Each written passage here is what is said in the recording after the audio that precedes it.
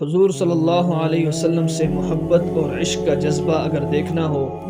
تو صحابی رسول حضرت طلحہ بن برا رضی اللہ تعالی عنہ کی آپ صلی اللہ علیہ وسلم سے ایسے والہانہ محبت تھی کہ نوجوان صحابی تھے، رسول اللہ صلی اللہ علیہ وسلم کی خدمت میں حاضر ہوئے، فرمایا یا رسول اللہ صلی اللہ علیہ وسلم، آپ سے محبت ہے، بہت محبت ہے، میں آپ کے لیے اپنی جان قربان کر دوں گا۔ آپ علیہ السلام نے ارشاد فرمایا کہ جاؤ اپنی ماں کا گلا کاٹ لاؤ، اور یہ آپ علیہ السلام نے آزمائش کے لیے فرمایا تھا۔ فوراً گئے، تلوار اٹھایا،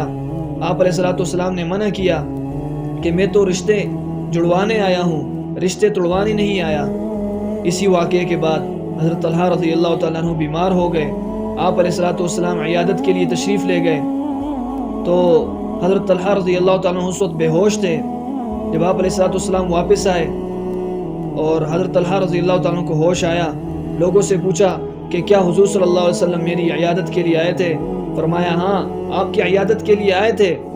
اور چلے گئے۔ حضرت طلحہ رضی اللہ تعالیٰ عنہ نے وصیت کی، فرمایا کہ جب میں مر جاؤں مجھے نہلا دینا، مجھے کفن دے دینا، لیکن حضور صلی اللہ علیہ وسلم کو میری موت کا اطلاع نہ دینا۔ اگر حضور صلی اللہ علیہ وسلم میری میت پہ آئیں گے تو اس وقت آپ علیہ السلام کو تکلیف ہوگی، میری وجہ سے آپ علیہ السلام یعنی میرے محلے میں یہودی رہتے ہیں، ایسا نہ ہو کہ میری وجہ سے آپ علیہ السلام کو یہودی کوئی نقصان پہنچائے، اور یہ مجھے برداشت نہیں کہ آپ علیہ السلام کو ذرہ برابر بھی تکلیف ہو۔ میرے بھائیو، یہ تھی محبت صحابہ کی حضور صلی اللہ علیہ وسلم کے ساتھ۔ جب صبح کو آپ علیہ السلام کو خبر ہوئی کہ حضرت طلحہ رضی اللہ تعالیٰ عنہ دنیا سے چلے گئے تو آپ علیہ السلام قبر پر گئے اور یہ دعا فرمائی کہ یا اللہ، یہ اس حالت میں تجھ سے ملے کہ تو اسے دیکھ کے ہنس رہا ہو اور یہ تجھے دیکھ کے ہنس رہا ہو۔ میرے بھائیو، ایسی محبت تھی صحابہ کی آپ علیہ السلام کے ساتھ۔ آپ علیہ السلام نے ایسی دعا فرما دی اس محبت کے نتیجے میں کہ یا اللہ، کہ جب یہ آپ سے ملاقات کر رہا ہو تو اس وقت یہ تجھے دیکھ کے ہنس رہا ہو